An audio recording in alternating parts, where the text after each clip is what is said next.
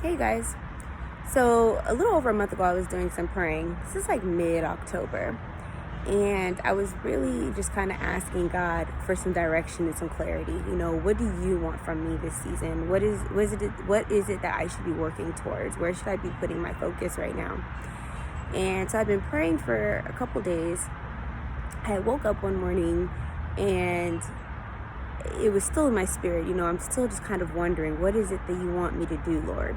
And the Holy Spirit came over me and asked me this question. He said, what do you have? What do you have? And for those of you who are familiar with the Bible, this obviously reminded me of 2 Kings 4. And this is a story about a widow and Elisha. So for those of you who don't know, Elisha was a prophet in the Old Testament. And there was a widow in town, and her husband had just passed away, and he was like a faithful servant of God, and he was very well connected with the prophets and things like that. And so the widow finds Elisha, and she basically asks him, she tells him, she's like, my husband died, we're in so much debt, they're going to take my sons to enslave them and pay off the debt, and I can't let that happen. What is it that I can do? What do I need to do? And Elisha's response to her is, what do you have? And I just love this question because it implies or assumes, right, that there is something in your possession that is valuable, that there is something in your possession that everyone has that they can use to propel them forward into some profit, right? And so he asked her, what do you have?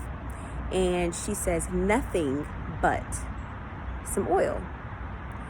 And he goes on and tells her, okay, go and get as many vessels as you can find. So she, runs the town, asks neighbors, asks everyone, I need to borrow some of your vessels.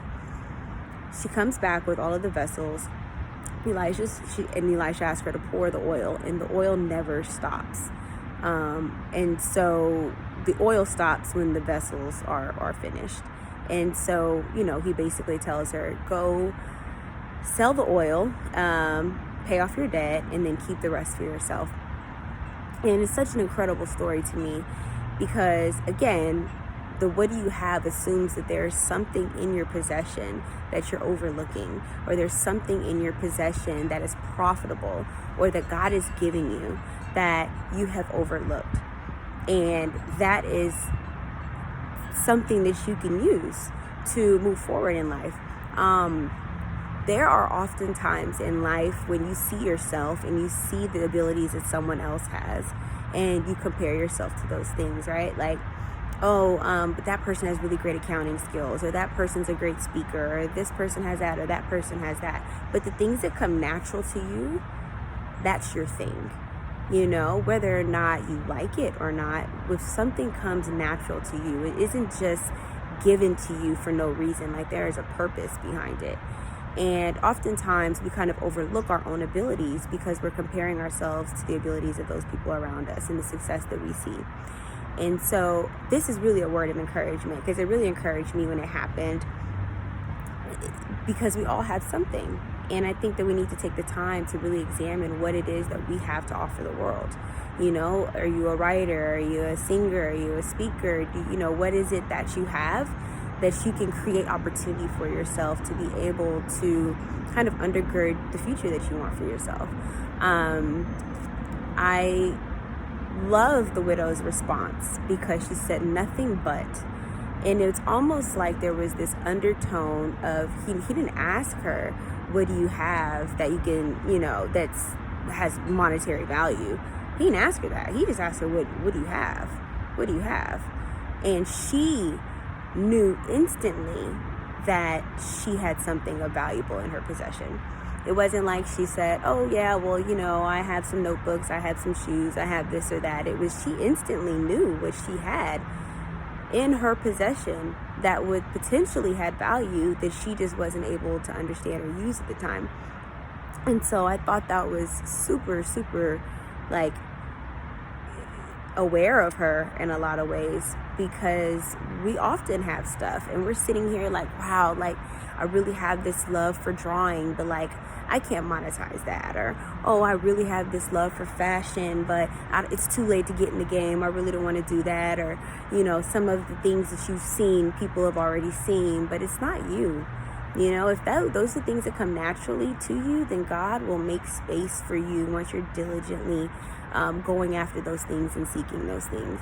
And I want to encourage whoever is watching this to understand that what you have is so much bigger than you, and that what you have is uniquely in you to bless other people. And so, you know, when you don't recognize what your strengths are, or you don't recognize what you're skillful at, and they just kind of fall by the wayside, then you're really kind of doing a disservice to other people that are waiting for that.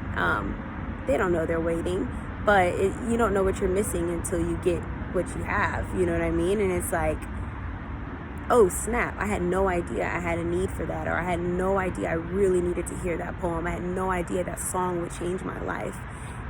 But you would never know the impact that you would have on other people if you aren't, if you're constantly overlooking your abilities that God is just naturally giving you, and things that are in your possession that are valuable to not only you but to others once you put them out there. And so be encouraged for that word.